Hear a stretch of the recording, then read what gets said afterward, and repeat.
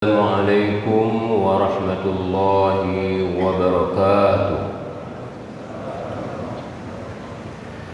الحمد لله الذي أرسل رسوله بالهدى ودين الحق ليظهره على الدين كله وكفى بالله شهيدا. أشهد أن لا إله إلا الله وحده لا شريك له وأشهد أن محمدا عبده ورسوله لا نبي بعده. اللهم صل على محمد وعلى آل محمد كما صليت على إبراهيم وعلى آل إبراهيم في العالمين إنك حميد مجيد. Hadirin wal hadirat jamaah salat subuh yang dimuliakan Allah.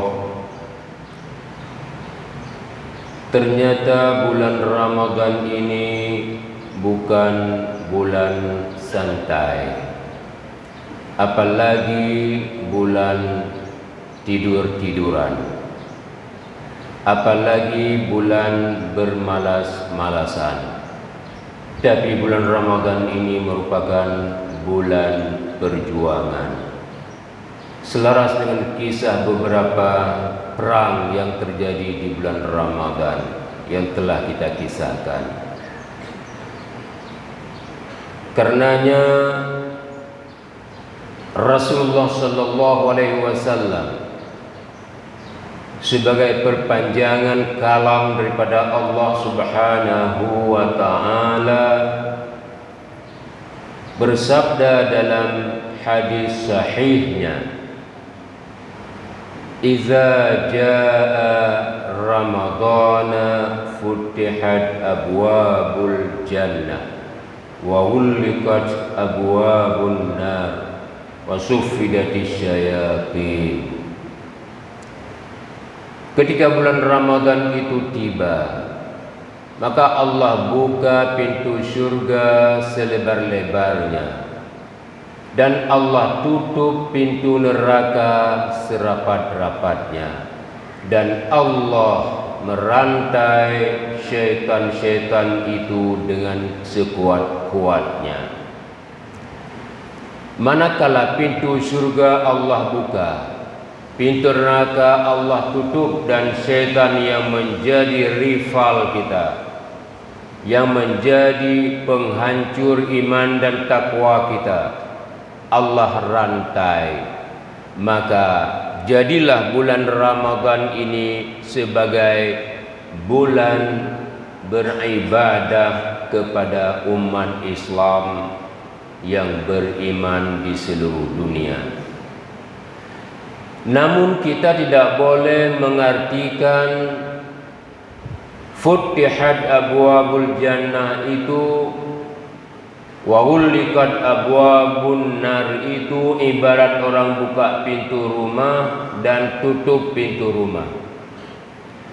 Itu merupakan lambang filosofi yang Rasulullah sallallahu alaihi wasallam paparkan kepada kita, agar kita bisa memahami, berupaya, berusaha untuk mengambil hikmah dari pengertian tutup buka tersebut. Manakala kita artikan Allah tutup pintu surga dan Allah buka pintu surga dan Allah tutup pintu neraka ketika Ramadan datang, maka repot malaikat yang menjaga pintu surga dan yang menjaga pintu neraka. Apalagi kalau puasa seperti di Indonesia, ada 2 hari mula berpuasa. Muhammadiyah berpuasa hari Senin, pemerintah berpuasa hari Selasa.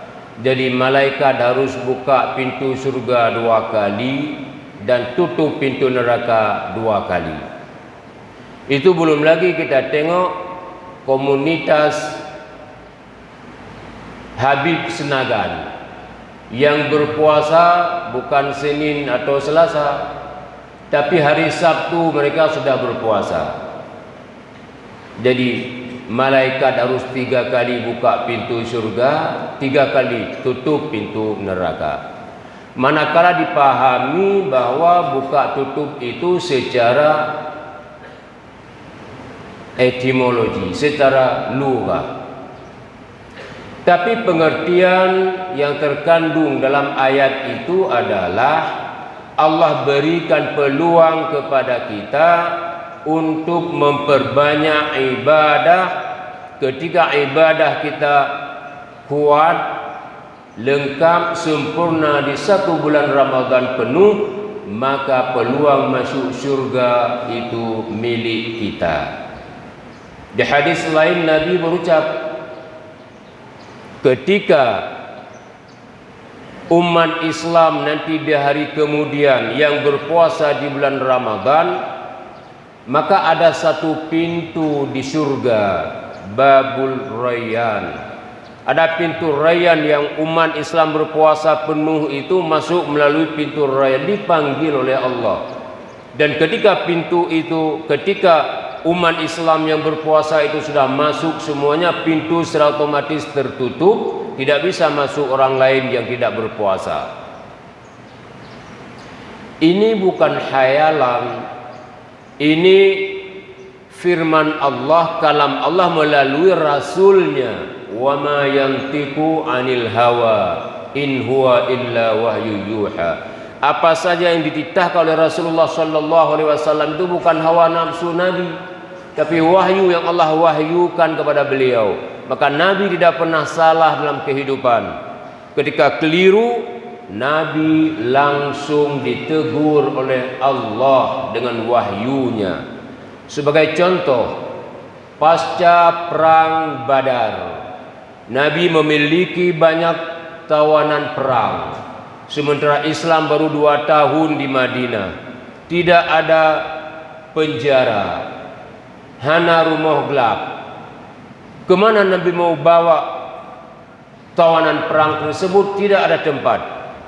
Lalu Nabi bermusyawarah dengan para sahabat. Hadir di sana Abu Bakar As-Siddiq, Umar bin Khattab, Ali bin Abi Thalib, Utsman bin Affan, Abdullah bin Rawahah dan lainnya. Ketika Nabi lemparkan masalah ini, wahai para sahabatku sekalian, kita telah diberikan kemenangan oleh Allah Subhanahu wa taala, di mana pasukan kita 313 orang, pasukan musuh lebih 1000 orang, tapi kita yang menang, mereka yang kalah. Sekarang kita punya problem baru. Tawanan perang sudah dikawal oleh tentara-tentara kita. Kemana kita bawa mereka? Umar bin Khattab segera tunjuk tangan, ya Rasulullah, kita pancung mereka satu persatu. Nabi ketika Umar tunjuk tangan sudah tahu itu main pedang terus, tidak ada pikiran lain. Nabi berkerut muka karena Nabi tidak mau keras nanti dicap radikal oleh Jokowi. Nabi berkerut. Lalu Rasulullah sallallahu alaihi wasallam bertanya lagi, bagaimana pendapat kita yang lain? Tunjuk tangan Abdullah ibnu Rawahah. Ya Rasulullah, Nabi berharap ada pendapat yang lembut. Di sekeliling kita ada kayu-kayu kering. Kita kumpul dulu kayu-kayu itu, kita bakar, kemudian satu persatu mereka kita lempar dalam kayu tersebut. Tuha ada mengajukan pendapat. Nabi berharap ada pendapat yang lebih lembut, tapi Abdullah lebih keras daripada Umar. Melihat kondisi yang semakin menyedihkan Nabi, Abu Bakar angkat bicara. Abu Bakar yang terkenal arif itu memahami betul bagaimana perasaan Nabi yang sudah berkerut 2 kali. Abu Bakar berucap, ya Rasulullah, saya ada pikiran lain. Kita lepaskan mereka dengan kita ambil tebusan.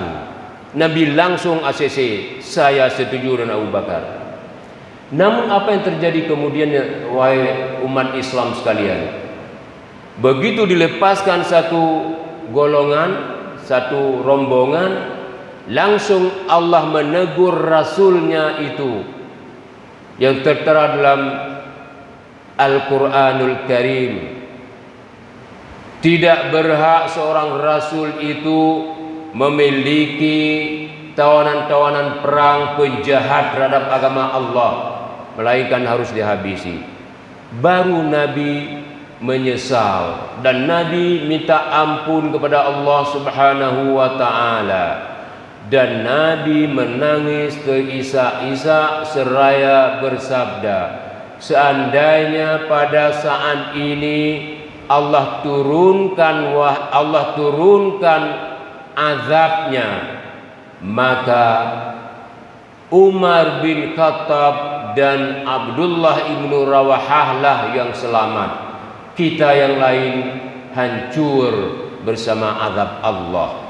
Demikian detilnya sikap Rasulullah sallallahu alaihi wasallam ketika berhubungan dengan Tuhannya.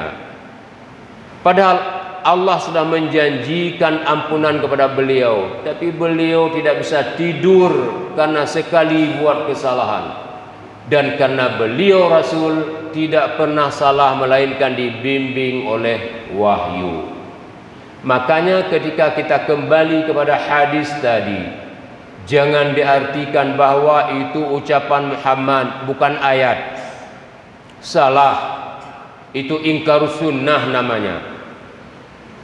Apalagi ketika Nabi katakan wa ghulliqatis syayatin, akan diikat serapat-rapatnya, sekuat-kuatnya syaitan-syaitan yang selama ini berkeliaran, diikat di bulan Ramadan.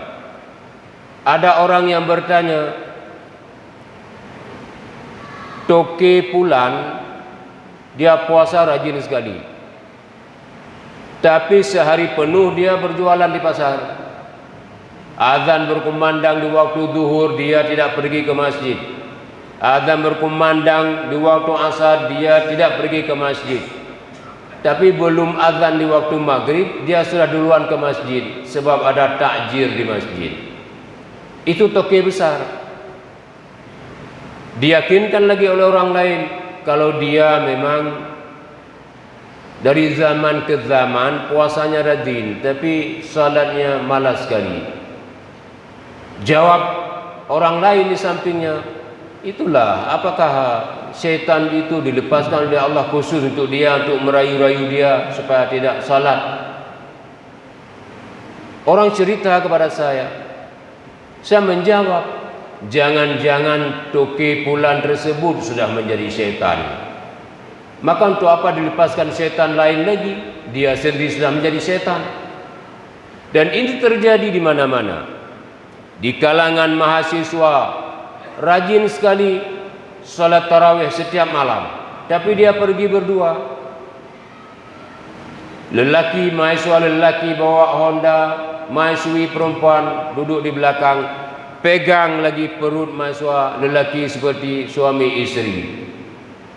Kalau begini yang terjadi, mahasiswa itu sudah menjelma menjadi syaitan. Jadi tidak perlu diikat lagi syaitan. Syaitan sudah ada di kalangan manusia.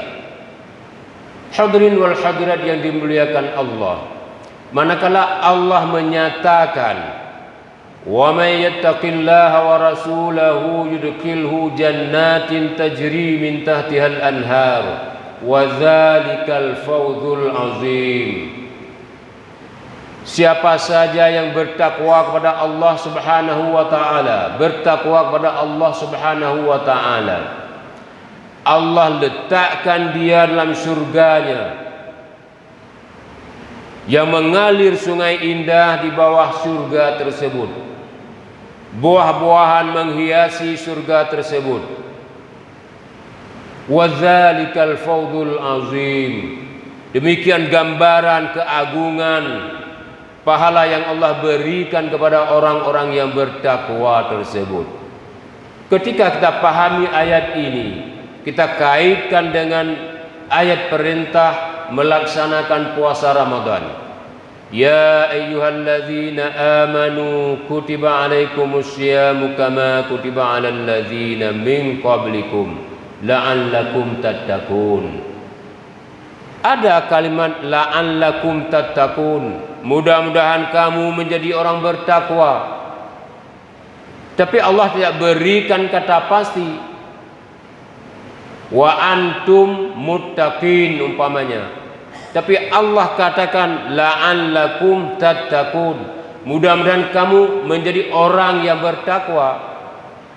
Bukan pasti kalau kamu berpuasa pasti menjadi orang bertakwa. Allah memberikan harapan. Maknanya bulan Ramadan ini kita dituntut oleh Allah dan dituntun oleh Rasulullah sallallahu alaihi wasallam untuk berpuasa sesuai sunnah, sesuai fikih, dan mengisi bulan Ramadan ini dengan berbagai aktivitas sunnah Rasulullah sallallahu alaihi wasallam dengan menjaga ukhuwah Islamiyah agar kita menjadi orang bertakwa. Kenapa kita harus mengejar nilai takwa? Karena surga menunggu kita. Cerita-cerita seperti ini kepada kaum liberal dianggap itu cerita dongeng. Apakah benar kita akan menjadi orang muttaqin kalau berpuasa penuh di bulan Ramadan? Apakah benar kalau kita sudah menjadi orang muttaqin itu akan dapat surga di hari nanti? Mereka terus mempertanyakan dengan kerisauan pemikirannya sendiri. Disitulah beda antara orang beriman dengan orang yang tidak beriman. Maka Allah memanggil ya ayyuhalladzina amanu, tidak memanggil ya ayyuhan nas, tidak memanggil ya ayyuhal muslimun, apalagi ya ayyuhal musyrikun, ya ayyuhal munafikun, ya ayyuhal fasikun, atau ya ayyuhal kafirun. Sama sekali tidak dipanggil oleh Allah. Yang dipanggil ya ayyuhalladzina amanu kutiba alaikumusiyam. Maknanya yang berpuasa penuh di bulan Ramadan itu adalah orang-orang beriman. Orang yang tidak beriman terus memunculkan pertanyaan demi pernyataan dan pertanyaan demi pertanyaan karena kerisauan mereka terhadap eksistensi Allah Subhanahu wa taala. Itulah pikiran yang telah lama wujud bagi kaum Bani Israel yang tidak mau menerima kehadiran Islam, yang tidak mau menerima Rasulullah sallallahu alaihi wasallam sebagai nabi akhir zaman, yang tidak menerima kitab suci terakhir bernama kitab Al-Qur'an. Siapa Bani Israel itu? Keturunan Nabi Yakub yang mengingkari keimanan terhadap Allah, terhadap Rasul Allah, terhadap agama Allah, terhadap kitab Allah yang terakhir. Mereka adalah bangsa Yahudi dan bangsa Nasrani, Kristen. Mereka sudah menolak keimanan dari dulu, dan mereka ketika diutuskan Rasul kepadanya, mereka perolok-olok Rasul. Mereka permainkan Rasul. Mereka tidak mau beriman kepada Rasul. Manakala ada umat Islam hari ini yang ragu dengan keimanan, yang ragu dengan surga di hari nanti, berarti masih ada relevansi dengan pikiran dan pemikiran kaum Bani Israel yang dicap menjadi kafir oleh Allah Subhanahu wa taala karena tidak mau beriman kepada Allah, Rasul Allah terakhir, kitab terakhir, dan agama terakhir. Karenanya hadirin yang dimuliakan Allah, kita tidak bisa heran lagi kalau banyak umat Islam hari ini yang berlaku salah terhadap Islam, yang berbuat salah terhadap Islam, yang berlaku curang sesama muslim, yang khianat mengkhianati sesama muslim. Manakala ini dilakukan oleh pembesar-pembesar negeri, apa balasan Allah kepada mereka? Surah Al-Isra ayat 16. Wa idza aradna an nuhlika qaryatan amarna mutrafiha fafasaku fiha fahaqqa 'alaiha al-qawlu fadammarnaha tadmira. Manakala Allah ingin menghancurkan sesuatu negeri, wa idza aradna an nuhlika qaryah, apabila Allah ingin menghancurkan sesuatu negeri, Allah membiarkan hidup orang-orang mewah sesuka hati mereka. Allah sudah perintahkan mereka tunduk patuh kepadanya, tapi mereka tidak mau tunduk patuh kepada Allah. Allah biarkan mereka hidup sesukanya. Siapa orang mewah itu? Orang kaya, orang punya kuasa, pemimpin, presiden, gubernur, bupati, wali kota, sampai kepada kecil. Orang-orang partai yang menguasai parlemen, yang menguasai negara hari ini, mereka hidup mewah. Manakala mereka tidak mengikuti titah perintah Allah, negeri yang mereka hidup itu fadammarnaha tadmira. Allah hancurkan negeri itu sehancur-hancurnya. Allah sudah beri contoh tempo dulu. Fir'aun punya kerajaan, punya negara di Mesir. Allah hancurkan sehancur-hancurnya. Namrud punya kerajaan, punya kekuasaan, punya negeri di Babilonia. Karena tidak mau mengikuti perintah Allah, hidup bermewah-mewah, tidak mau sembah Allah. Melalui tangan Ibrahim Nabiullah Khalilullah, Allah hancurkan negeri Babilonia sehancur-hancurnya. Kisah mutakhir Iran umpamanya, ketika suatu masa di era 90-an dahulu dipimpin oleh Shah Reza Pahlavi yang beraliansi kepada Amerika Serikat. Dia memimpin Iran secara otoriter. Umat manusia, khususnya umat Islam di sana, tidak bisa berbuat apa-apa, harus tunduk patuh kepada dia. Dia mengedepankan politik dinasti, dia mengedepankan politik monarki. Orang-orang yang dekat dia saja yang hidup mewah dan hidup senang. Rakyat dinaikkan harga beras, dinaikkan harga BBM, sampai kepada telur ayam pun naik di bulan Ramadan. Apa yang terjadi kemudian? Ketika Allah berkehendak, yang sebelumnya tiada seorang jenderal pun mampu menurunkan Shah Reza Pahlavi dari kekuasaannya, tampil seorang tua dekat 80 tahun usianya, yang lama diusir oleh Shah Reza Pahlavi dari negeri Iran. Dan orang tua itu mengungsi ke negeri Perancis, ke negara kafir. Di sana dia berpidato, berceramah, menulis, mengirim melalui kaset, mengirim melalui buku ke Iran untuk dibaca oleh rakyat Iran. Sehari demi sehari rakyat Iran semakin matang, semakin memahami bahwa Shah Reza Pahlavi itu pemimpin tiran. Apa yang terjadi kemudian? Satu persatu kelompok masyarakat beralih pandang dari Shah Reza Pahlavi yang bergelar Syah Iran kepada seorang imam tua yang bernama Ayatullah Ruhullah Khomeini. Sampai kondisi masa di dalam negeri Iran sudah hancur-hancuran. Masyarakat sudah bilang, ngomong jeleknya kepemimpinan Shah Reza Pahlavi. Di mana-mana masyarakat ngomong kepada presidennya. Lalu Imam Khomeini terbang dari Perancis menuju ke Teheran dalam sebuah pesawat.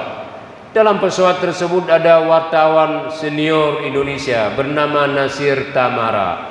Dia mengamati kondisi sangat ngeri dalam penerbangan pesawat itu. Nasir Tamara mengkisahkan dalam bukunya yang tebal itu, yang berjudul Revolusi Iran. Dia sendiri was-was dalam pesawat. Jangan-jangan ada intelijen yang menangkap dia, ada intelijen yang membunuh Imam Khomeini. Tapi Allah menyelamatkan orang tua tersebut sampai turun di bandara Teheran. Begitu beliau turun, masyarakat sudah tunggu memenuhi bandara. Polisi tidak mampu mengawal, tentera angkat tangan. Begitu rakyat sudah beramai-ramai menyambut Imam Khomeini, Syah Reza Pahlavi tidak punya keberanian lagi. Dia kecut, dia takut, dan dia mengambil helikopter terbang ke Amerika, hidup di negara majikannya. Tidak ada orang yang mengira Iran bisa terjadi revolusi damai seperti itu. Di Filipina, Ferdinand Marcos yang beristrikan Imelda. Imelda itu perempuan yang cukup elit dalam kehidupan. Pakaiannya saja berharga jutaan, sepatunya berharga jutaan. Ferdinand Marcos itu dipengaruhi oleh Imelda. Ketika itu, kepemimpinan Ferdinand Marcos sudah sangat dekat dengan pengaturan Amerika Serikat. Apa yang dianjurkan oleh Amerika Serikat, Marcos melakukan di negaranya. Tidak ada apapun selain arahan daripada Amerika Serikat. Sehingga klimaksnya ada seorang oposisi yang bernama Benigno Aquino dibunuh oleh Ferdinand Marcos, yang membuat rakyat bangkit. Istri Benigno Aquino bernama Corazon Aquino, Cory Aquino, dinobatkan oleh rakyat menjadi bintang perjuangan rakyat. Ternyata hadirin yang dimuliakan Allah, perempuan janda Ineng Balea tersebut yang pada dasarnya tidak punya kekuatan apa-apa berbanding Ferdinand Marcos yang punya polisi, punya tentara, punya hakim, punya jaksa, yang tidak ada orang yang mampu mengalahkannya. Seorang perempuan janda yang menjatuhkan sehingga Ferdinand Marcos terpaksa lari ke Hawaii dan mati di Hawaii. Puluhan tahun jenazahnya dipasang alat pengawet sehingga tidak bisa dibawa pulang ke Filipina. Apakah perumpamaan ini hanya cukup zaman dahulu saja? Allah Subhanahu wa ta'ala telah memberikan kita perumpamaan di zaman negara Sabah. Negara Sabah itu dahulu di Palestina, di negeri Syam, sekarang ini Syria, itu negeri Sabah. Luasnya luar biasa. Negeri Sabah itu memiliki satu bendungan yang disebut Al-Quran sebagai Sailul Arim, irigasi besar yang bisa mengairi seluruh negeri Sabah, sehingga negeri di sebelah Sabah itu kering, tidak punya buah-buahan yang memadai. Negeri Sabah memiliki buah-buahan yang melimpah ruah karena ada Sailul Arim yang menyerami negeri Sabah, sehingga negeri Sabah itu betul-betul makmur. Tapi apa yang terjadi kemudian?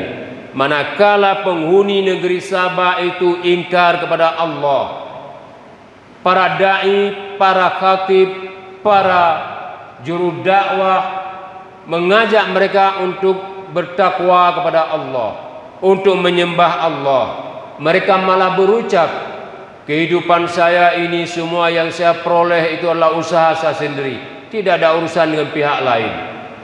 Yang lain pula berucap, kebun yang indah ini adalah milikku sendiri, hasil usahaku sendiri, tidak ada usaha-usaha pihak lain. Karena negeri Sabah itu dihiasi dengan kebun-kebun yang luar biasa, indah dan berbuah banyak. Sehingga mereka berkata, kalau aku mati nanti, kebun-kebun ini aku bisa bawa bersama dalam surga nanti. Karena surga dihiasi oleh buah-buahan dan kebun-kebun yang hebat sekali. Jadi mereka menolak ajakan Allah. Apa yang terjadi kemudian? Sailul Arim yang diprediksikan bisa bertahan ratusan tahun, karena pembuatan Sailul Arim itu dengan teknologi yang paling tinggi pada masa itu, diperhitungkan ratusan tahun bisa bertahan. Namun akibat penghuni negeri Sabah yang tidak beriman, tidak bertakwa kepada Allah Subhanahu wa ta'ala, tak sampai setahun Sailul Arim itu hancur berantakan tanpa penyebab. Sampai hari ini para peneliti belum menemukan penyebab kenapa Sailul Arim itu hancur berantakan. Harun Yahya, seorang peneliti muslim yang terkenal detailnya penelitian beliau, tidak dapat kenapa Sailul Arim itu bisa berakhir sebelum masanya tiba. Akhirnya mereka mengambil kesimpulan, itulah kekuatan Allah yang tidak bisa diprediksikan oleh manusia. Manakala Allah berkehendaki, kapan saja Allah bisa buat. Kun fayakun. Wa inna dzalika 'alallahi yasir. Bagi Allah itu hal yang sangat mudah. Cukup dengan mengatakan kun, hancurlah, fayakun, maka habislah Sailul Arim. Maka Allah Subhanahu wa taala memberi gambaran kepada kita. Wa daraballahu masalan qaryatan kanat aminatan mutmainnah ya'tiha rizquha ragadan min kulli makan fakafarat bi an'amillahi fa'adzaqaha Allahu libasal ju'i wal khauf bima kanu yasnaun. Allah memberikan gambaran, kalau ada umat manusia yang beriman kepadaku, bertakwa kepadaku, yang hidup di sebuah negeri, maka aku berikan kepada dia rizki yang melimpah ruah, dari timur, dari barat, dari kiri, dari kanan, dari bumi, dari langit. Tapi manakala mereka ingkar kepadaku, maka azabkulah yang mereka dapati. Perumpamaan-perumpamaan itu sudah nyata. Sekarang kita melihat surah Al-Qasas ayat 41. Wa ma kana rabbuka muhlikal qura hatta yab'atha fi ummiha rasula yatlu alaihim ayatina wa ma kunna muhlikil qura illa wa ahluha zalimun. Allah katakan, wa ma kana rabbuka muhlikal qura. Allah tidak hancurkan sesuatu negeri. Tidak hancurkan, Allah tidak akan hancurkan sesuatu negeri hatta yab'atha fi ummuha rasula. Sebelum Allah utuskan rasulnya ke ibu kota negeri tersebut. Maka kaum Bani Israel dahulu sebelum dihancurkan Allah dikirim rasul. Ada Yakub, ada Yusuf, ada Daud, ada Musa, ada Isa dan sebagainya. Tapi rasul-rasul itu diabaikan oleh kaum Bani Israel.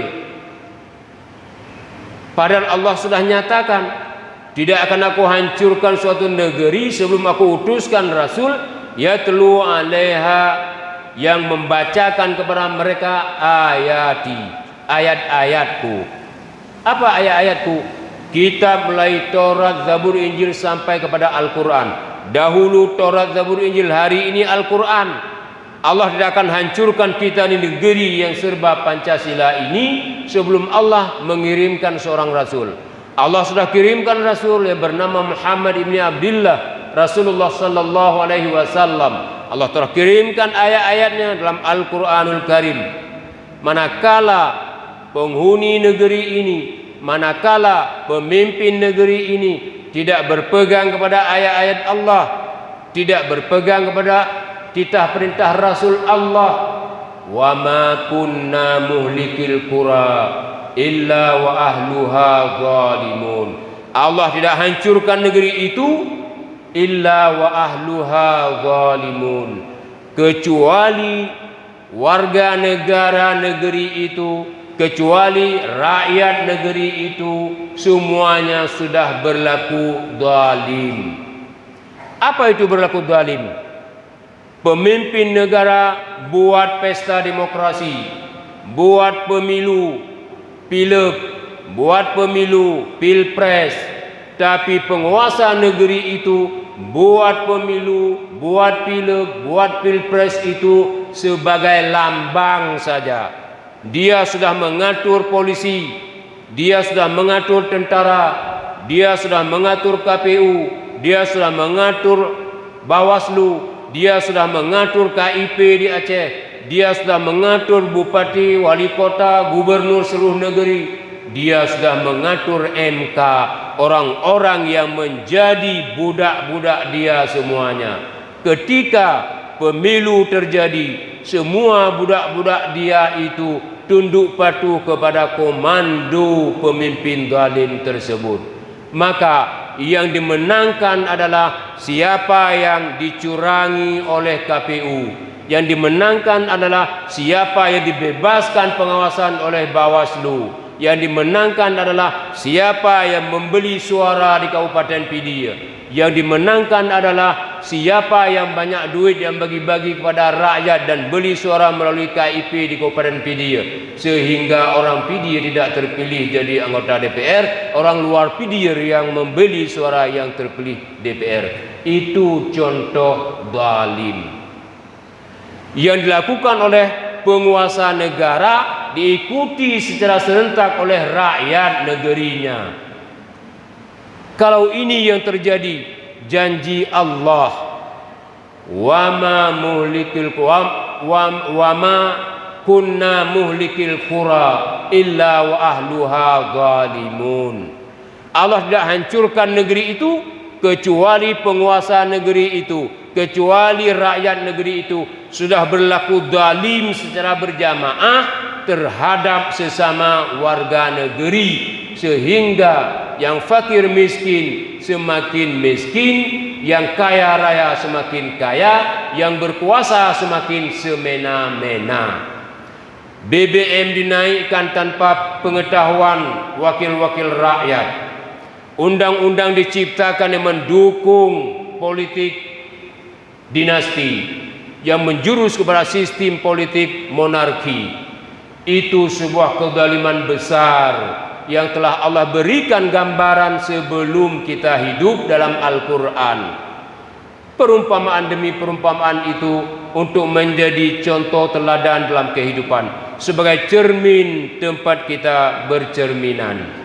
Cermin itu sejarah, sejarah itu ibarat cermin. Manakala sejarah itu dilupakan oleh suatu bangsa, maka bangsa itu akan menjadi bangsa jajahan bangsa lain yang memiliki dan mempertahankan nilai sejarahnya. Islam punya sejarah yang gemilang. Dari nol Rasulullah sallallahu alaihi wasallam menghidupkan Islam dari Makkah, tidak mampu bertahan di Makkah, hijrah ke Yasrib, kemudian Nabi ganti dengan nama Madinah. Di Madinah sudah duluan dikirim Mus'ab bin Umair untuk mengajar orang-orang yang sudah berikrar masuk Islam di perjanjian Aqabah 1 dan perjanjian Aqabah 2, sehingga Mus'ab bin Umair ini menjadi duta besar pertama dan utama dalam Islam yang menguasai Madinah, yang mengajak tokoh bangsa Quraisy di sana, tokoh bangsa Aus dan Khazraj di sana untuk masuk Islam. Itulah modal utama kaum Ansar yang membantu kaum Muhajirin datang dari Makkah. Itu sejarah. Kenapa ada umat Islam hari ini tidak saling membantu, hanya saling menghancurkan, terutama sekali dalam pemilu, pilpres dan pileg. Saling sikat menyikat. Pertama sikat menyikat dengan lain partai. Ketika selesai sikat menyikat dengan lain partai, sikat menyikat pula sesama partai sendiri. Bagaimana kursi dapat satu? Saya selaku ketua partai harus saya miliki, padahal suara saya sedikit, suara badan suara saya dari partai dengan saya banyak. Tapi karena saya ketua partai, bagaimana menyunglap suara saudara saya itu menjadi suara saya. Setelah kita bertikai antar partai, kita bertikai dalam internal partai.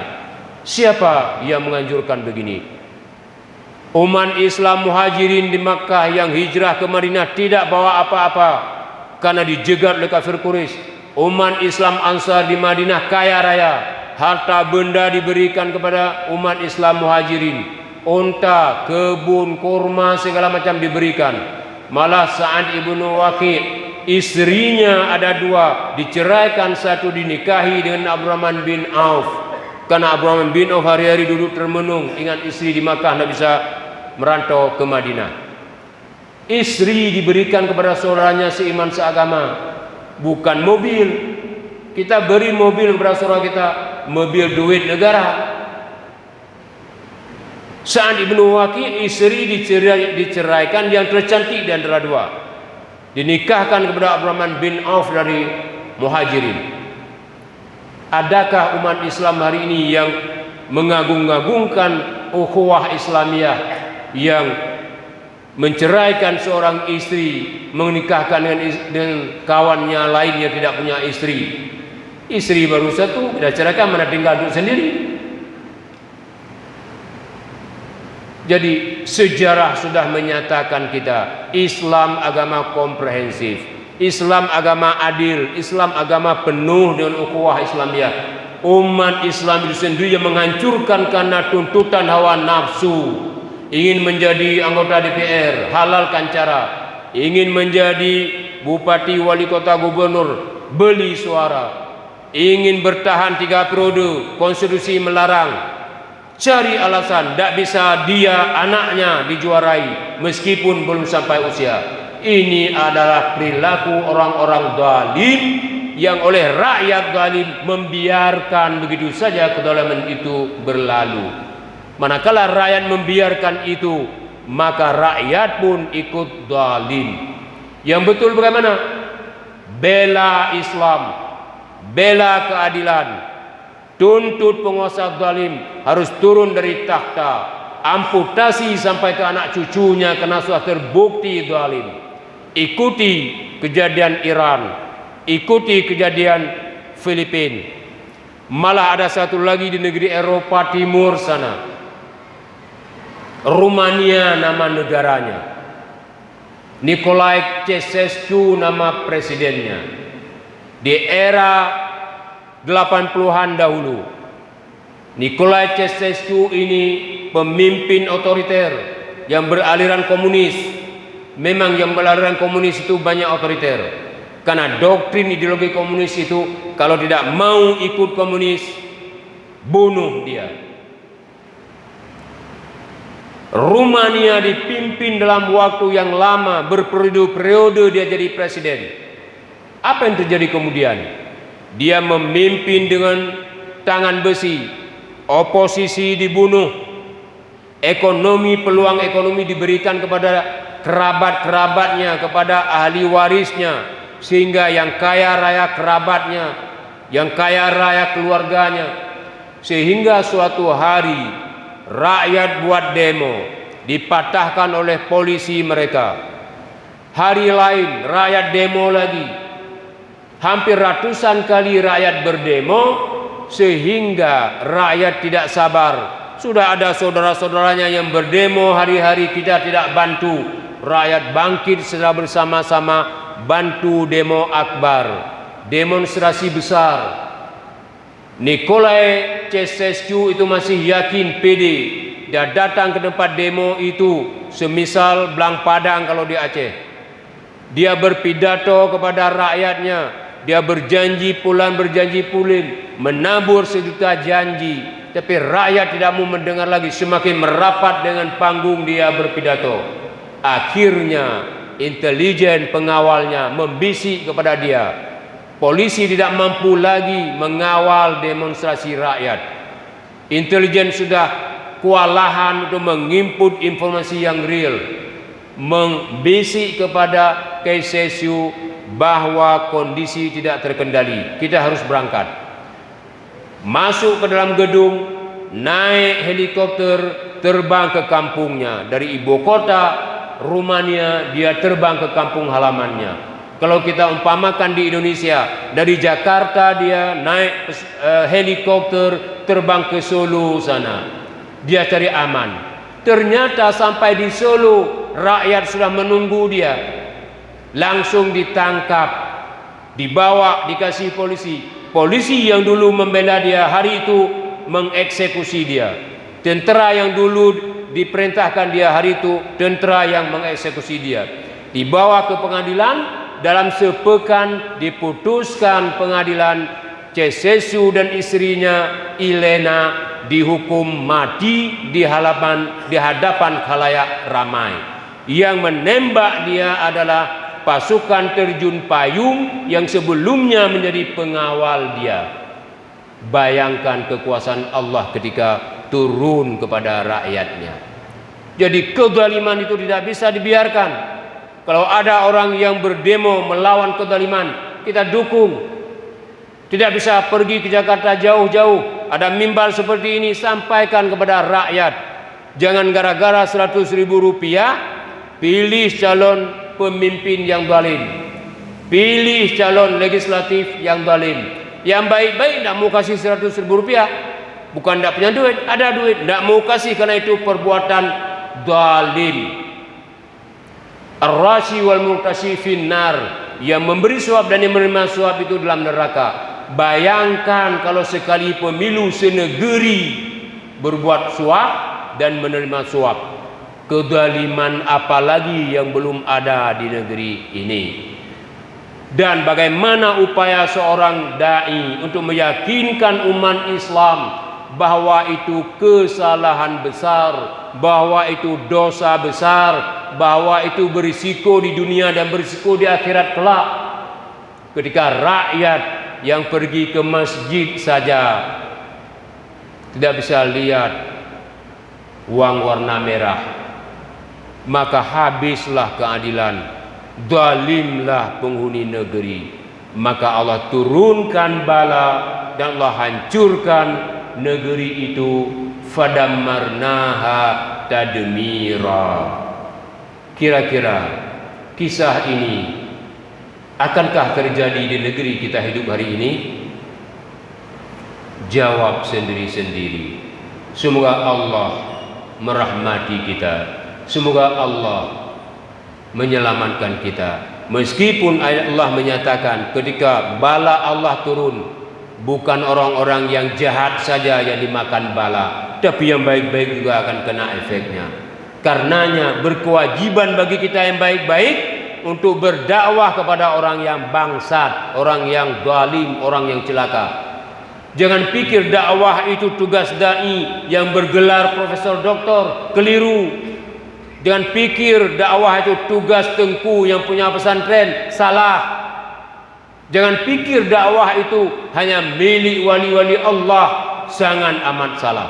Dakwah itu adalah tugas orang-orang yang paham persoalan terhadap orang-orang zalim yang tidak paham persoalan atau peka-peka tidak mau paham persoalan. Tugas kita bersama.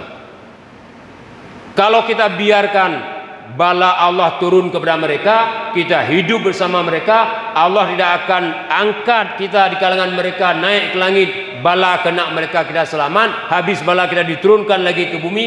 Jangan mimpi. Allah bukan pemain akrobat. Allah bukan pesulap.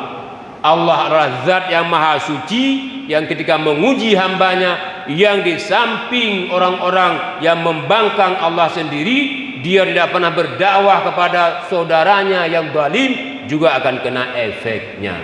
Berhati-hatilah wahai bangsaku, bangsa Pidia. Pidia ini tanah bertuah. Dari Pidia ini Aceh bertahan. Pidia ini tanah para ulama. Dari Pidia ini sejarah Islam berjalan. Manakala kita tidak paham real kondisi Pidia, kita hanya memaknai Pidia dengan sebutir anak mulia yang di simpang Arakate. Itu pun sebelum dijadikan bom meledak oleh pakar IT, dikirim ke Yerusalem sana beberapa waktu yang lalu. Ketika anak mulia itu dijadikan bom untuk membombardir Israel, kita handalkan anak mulia yang mana lagi? Maka kita handalkan Al-Quran, kita handalkan Al-Sunnah, kita handalkan perintah Allah, dan kita handalkan perintah Rasulullah Sallallahu Alaihi Wasallam. Semoga saja menjadi bahan renungan dan bahan pencerahan kepada kita, bukan proses pembodohan. Subhanakallah bihamdika asyhadu an la ilaha illa anta astaghfiruka wa atubu ilaik. Wassalamualaikum warahmatullahi wabarakatuh.